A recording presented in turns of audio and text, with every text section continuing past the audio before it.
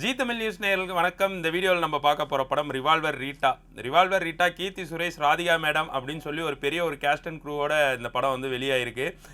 படத்தோட கதை என்னன்னு கேட்டிங்கன்னா, ரிவால்வர் ரீட்டா படத்துக்கும் கதைக்குமே ஒரு டிஃப்ரெண்ட் இருக்கும். எல்லாருமே ஆக்ஷன் படமாக இருக்குமோ, இதில் எல்லாருமே துப்பாக்கியோடு இருக்கிறாங்களே அப்படிங்கிற மாதிரி எல்லாருமே எய்ம் பண்ணி போவோம். ஆனால் இது வந்து காமெடி கலந்த ஒரு ஜானர் தான் சொல்ல முடியும். ஏன்னா வந்து அந்த அளவுக்கு தான் எடுத்திருக்கிறாங்க படத்தை. நல்ல ஒரு பெரிய கேஸ்ட் அண்ட் க்ரூ நடிச்சிருந்தாலும் படத்தில் வந்து ஒரு சின்ன சின்ன சலசலப்புகள்லாம் உள்ளே இருக்குன்னு தான் சொல்ல முடியும். படத்தோட கதை என்னன்னு கேட்டிங்கன்னா, கீர்த்தி சுரேஷ் ஒரு ஃபேமிலியாக இருக்கிறாங்க. அங்கே வந்து அவங்க அப்பா வந்து இவங்க சின்ன வயசில் இருக்கும்போதே வந்து ஒரு லேண்ட் இஷ்யூக்காக சூசைட் பண்ணிக்கிறாரு. ஸோ வந்து ராதிகா மேடம் தான் அவங்களோட பொண்ணுங்க 3 பேரையுமே வளர்க்குறாங்க. பெரிய பொண்ணுக்கு கல்யாணம் பண்ணி கொடுத்துட்றாங்க. 2வது பொண்ணு கீர்த்தி சுரேஷ், 3வது பொண்ணு வந்து காலேஜ் படிச்சுக்கிருக்காங்க. இவங்க எல்லாம் வந்து ஒரு இடத்துல இருக்கிறப்ப அங்கே வந்து சூப்பர் சுப்புராயன் உள்ளே வராரு. அவர் வந்துட்டு ஒரு மிகப்பெரிய டான். அவர் வந்துட்டு ப்ராஸ்டியூஷனுக்காக போகிறதுக்காக வராரு. அவர் வந்து ஒரு வீடு மாதிரி தெரியாமல் கீர்த்தி சுரேஷ் வீட்டுக்குள்ளே வந்துடுறாரு. வீட்டுக்குள்ளே வந்தவர் வந்து அங்கே வந்து ஒரு கலாட்டா நடக்க, ராதிகா மேடம் அவரை அடிக்க, அவர் வந்து செத்து போயிடுறாரு. அவரை வந்து எப்படி டிஸ்போஸ் பண்ணுறாங்க அப்படிங்கிறதான் படத்தோட கதை. அது மட்டும் இல்லாமல் அங்கிட்டு இன்னொரு ஸ்டோரி இருக்கும். அவரோட தலை வேணும்னு சொல்லிட்டு ஆல்ரெடி ஒரு டீம் வந்துட்டு ஃபாலோ பண்ணிக்கிருப்பாங்க. ஏன்னா அவரோட தலைக்காக வந்து ஒரு ரெட்டி குரூப் வந்துட்டு அமௌண்ட் பேசியிருப்பாங்க. அந்த அமௌண்ட்டுக்காக வந்து அவரோட தலையும் அவரோட பாடி வேணும் அப்படின்னு சொல்லிட்டு அங்கிட்டு ஒரு ஸ்டோரி ஒன்று போயிட்டு இருக்கும். இந்த மொத்த ஸ்டோரியும் ஒரு இடத்துல வந்து கனெக்ட் பண்ணியிருக்கிறது வந்து இந்த படத்தில் வந்து ஒரு மிகப்பெரிய ஹைலைட்னே சொல்லலாம்.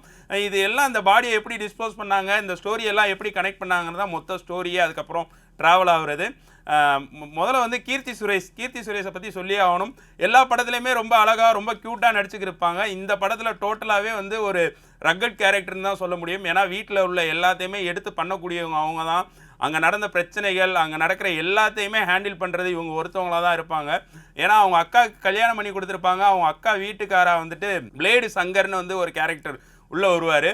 அவரோட கேரக்டரில் அவர் ரொம்ப நல்லாவே நடிச்சிருந்தார். ஏன்னா அவரோட நடிப்பு வந்து அந்த இடத்துல வந்து காமெடி வந்து ஒர்க் அவுட் ஆயிருந்துன்னு தான் சொல்ல முடியும். ஏன்னா அவர் வந்து ஒரு போதைக்காரனாக வந்து அந்த வீட்டில் வந்து கலாட்டா பண்ணிக்கிட்டு, ராதிகா மேடம் அத்தையை வந்து கலாச்சிக்கிட்டு, அது இல்லாமல் பொண்டாட்டி கூட சண்டை போட்டுக்கிட்டு அப்படிங்கிற ஒரு கேரக்டர். ஸோ வந்து கீர்த்தி சுரேஷ் தான் வந்து எல்லாத்தையுமே பார்த்துக்கணும். ஃபேமிலியவே ரன் பண்ணுறவங்க கீர்த்தி சுரேஷ் தான். ஸோ இந்த படத்தில் வந்து ரொம்ப ஒரு போல்டான கேரக்டர்னு சொல்லலாம். அதை விட வந்துட்டு ரொம்ப ஒரு டிஃப்ரெண்ட்டாக அந்த படத்தில் வந்து நடிச்சிருந்தாங்கன்னு தான் சொல்ல முடியும். அவங்களும் காமெடிக்காக ரொம்ப எஃபோர்ட் போட்டிருந்தாங்கன்னு இந்த படத்துலேயும் சொல்லலாம். ஏன்னா அவங்களோட காமெடிகளும் ஒரு சில இடத்துல இது காமெடியில் அப்படிங்கிற மாதிரி சிரிப்புலாம் வரும். அந்தளவுக்கு கீர்த்தி சுரேஷோட நடிப்பு வந்து இந்த படத்தில் வந்து பிரமாதமாகவே இருந்துச்சு.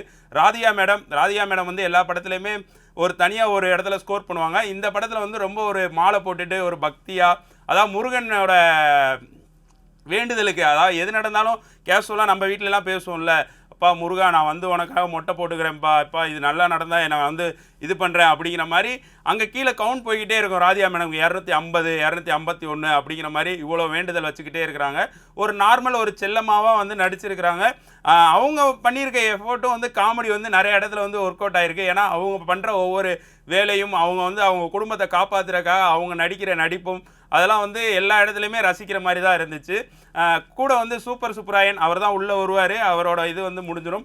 பெரிய கேஸ்ட் அண்ட் க்ரூன்னு சொன்னால சுனில், ரெடின் கிங்ஸ்லி, அஜய், சென்ராயன், அது மட்டும் இல்லாமல் ஜான் விஜய் அப்படின்னு சொல்லிட்டு இவங்க எல்லாருமே வந்து இந்த படத்தில் வந்து ஒரு நல்ல ஒரு வில்லன் குரூப்பாகவே காட்டியிருக்கிறாங்க. ஜான் விஜய் போலீஸாக வந்தாலும் அவரையும் லாஸ்ட்டில் வில்லன் ஆக்கிடுறாங்க.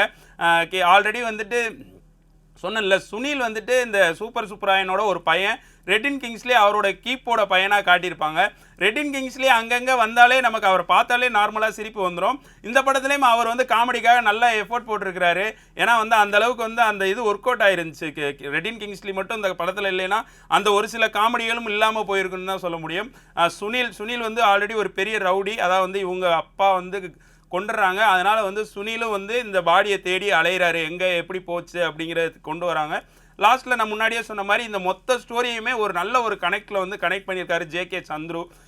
சந்துருக்கு தான் ஃபஸ்ட்டு வாழ்த்துக்கள் சொல்லணும். ஏன்னா வந்து அவர் வந்து இயக்கியிருக்கிறதுல நிறைய இடத்துல வந்து நமக்கு ஃபஸ்ட் ஹாஃப்லாம் லாக் இருந்தாலும் நம்ம செகண்ட் ஹாஃப் பார்த்து முடிக்கிறப்ப வந்து இந்த படம் வந்து நமக்கு வந்து கண்டிப்பாக சொல்கிறேன், நான் பர்சனலாக பார்த்தப்ப நல்லாவே கனெக்ட் ஆச்சு ஏன்னா இப்படி வந்து எப்போ ஒரு ஸ்டோரியை வந்து மொத்த பேரையும் கனெக்ட் பண்ணியிருக்காங்கன்னு. இது ஆல்ரெடி நிறையா பேர் வந்து ரிவ்யூவில் நிறைய இடத்துல பார்க்குறப்ப சொன்னாங்க கோலமாவு கோகிலா மாதிரி இருக்குது, அது மாதிரி நிறையா படங்களை ரெஃபரன்ஸ் எடுத்து இந்த படம் மாதிரி இருக்குது, அந்த படம் மாதிரி இருக்குது, இது ஃபேமிலி என்டர்டெயின்மெண்ட் இல்லை, அப்படி இப்படின்னு சொல்கிறாங்க. ஆனால் அதெல்லாம் இல்லாமல் நான் படம் பார்த்தப்ப ஃபீல் ஆனது வந்து ஃபர்ஸ்ட் ஹாஃப் வந்து கொஞ்சம் ஸ்லோவாக இருந்தாலும் செகண்ட் ஹாஃப் ரொம்ப விறுவிறுப்பாக போச்சு. ஆனால் இந்த மொத்த ஸ்டோரியும் வந்து கனெக்ட் பண்ணியிருந்த விதம் வந்து எனக்கு உண்மையிலே பார்க்க வந்து நல்லா தான் இருந்துச்சு. ஏன்னா வந்து முடிகிறப்போ ஒரு குட் ஃபீலோட முடிஞ்ச மாதிரி தான் எனக்கு தோணுச்சு பர்சனலாக. அதுக்கு வந்து ஜே.கே. சந்துருக்கு சொல்லியே ஆகணும், நல்ல ஒரு படம் தான் பண்ணியிருக்கீங்கன்னு. மியூசிக் டைரக்டர் வந்து சாம் ரோல்டன், அந்த த்ரில்லருக்கு ஏற்ற மியூசிக், அது மட்டும் இல்லாமல் அந்த காமெடி எல்லாத்துக்குமே ரொம்பவே அழகாக ஸ்கோர் பண்ணியிருக்காரு. பாட்டு ஒன்றும் நான் கேட்டப்போ ரொம்ப கனெக்ட் ஆன மாதிரி எந்த பாட்டும் வரல. ஏன்னா இதில் வந்து பாட்டுக்கும் வந்துட்டு இங்கே லவ் சீன்ஸு அந்த இதுக்கெலாம் எதுவுமே வேலையே இல்லை. ஒரு ஃபேமிலி, அந்த ஃபேமிலிக்குள்ளே இந்த இதெல்லாம் நடக்குது, இதெல்லாம் ஏன் நடக்குது அப்படிங்கிற போகிறப்ப அதுக்கு ஏற்ற மாதிரி சாம் ரோல்டன் நல்லாவே மியூசிக் போட்டிருந்தாரு. டிஓபி எப்பயுமே சொல்லுவோம் தினேஷ் கிருஷ்ணன் இந்த படத்தில் வந்து ரொம்ப அழகாக காட்டியிருக்கிறாரு. அது மட்டும் இல்லாமல் கீர்த்தி சுரேஷை ரொம்ப டிஃப்ரெண்ட்டாக காட்டியிருந்ததும் ரொம்ப அழகாகவே இருந்துச்சு. சேசிங் சீனு அதெல்லாம் பார்க்கவே ரொம்ப விறுவிறுப்பாக இருந்துச்சு. எல்லாமே ரொம்ப நல்லாவே பண்ணியிருந்தார் தினேஷ் கிருஷ்ணனும். அது மட்டும் இல்லாமல் இதில் குறிப்பிட்டு சொல்லணும்னா இந்த படத்தை எடுத்த ப்ரொடக்ஷன் டீம், அதாவது வந்து the Route and Passion Studios, இவங்க 2 பேர் தான். இதில் வந்துட்டு இந்த 2 டீம் எடுத்தனாலே இந்த படத்துக்கு ரொம்ப எதிர்பார்ப்பு இருந்துச்சு. ஏன்னா இவ்வளோ பெரிய கேஸ்ட் அண்ட் க்ரூ எடுத்துக்காங்க. அது மட்டும் இல்லாமல் இந்த 2 பெரிய குரூப்புமே வந்து பெரிய ஆளுகள் தான். அதில் த ரூட்டுங்கிறது வந்து விஜயோட கம்பெனின்னு தான் சொல்லுவாங்க. ஏன்னா அவரோட பிஏ தான் வந்து இந்த படத்தை வந்து ப்ரொடியூஸ் பண்ணியிருக்கிறாரு. ஸோ வந்து இது விஜயோட கம்பெனி அப்படின்னு தான் சொல்லுவாங்க. ஸோ இவங்க வந்து எடுத்துருக்கிறனாலே இந்த படத்துக்கு ஒரு நல்ல ஒரு எதிர்பார்ப்பு இருந்துச்சு. இவ்வளோ பெரிய கேஸ்ட் அண்ட் க்ரூ பண்ணியிருக்கிறாங்க, இது எப்படி இருக்கும் இந்த படம் அப்படிங்கிறது வந்து சினிமா வட்டாரத்தில் ரொம்ப நாளாகவே இது வந்து பேசு பொருளாகவே இருந்துச்சு. அதெல்லாம் நிவர்த்தி பண்ணியிருக்காங்கன்னு கேட்டால் நான் பர்சனலாக பார்த்ததில் எனக்கு உண்மையிலே சொல்லுவேன், படம் வந்து ரொம்பவே நல்லா தான் இருந்துச்சு. நல்ல ஒரு காமெடியெலாம் அங்கங்கே ஒர்க் அவுட் ஆகிருக்கு. ஒரு சில இடத்துலலாம் என்னடா இது காமெடி அப்படிங்கிற மாதிரிலாம் இருக்குது சீனு. ஆனால் வந்து ஒரு ஆவரேஜான படம் தான் சொல்லுவேன். கண்டிப்பாக வந்து ஃபேமிலியோடு போனால் நல்ல ஒரு என்டர்டெயின்மெண்ட்டாக இருக்கும். அது மட்டும் இல்லாமல் கீர்த்தி சுரேஷ், ராதிகா மேடம் இவங்க பண்ணுற கலாட்டா, இவங்களோட ஃபேன்ஸ் எல்லாருக்குமே வந்து இது வந்து ஒரு புதிய ஒரு படமாக தான் இருக்கும் கண்டிப்பாக. ஏன்னா கீர்த்தி சுரேஷை இந்த மாதிரி ரோலில் நம்ம பார்த்ததே இல்லை. இது ஒரு நல்ல ஒரு காமெடி படமாக எடுத்துருக்கிறாங்க. கண்டிப்பாக எல்லாருமே போய் ஃபேமிலியோடு பார்க்கலாம். Family entertainment movie. ஸோ கண்டிப்பாக எல்லோரும் தேட்டரில் போய் பாருங்கள். நன்றி.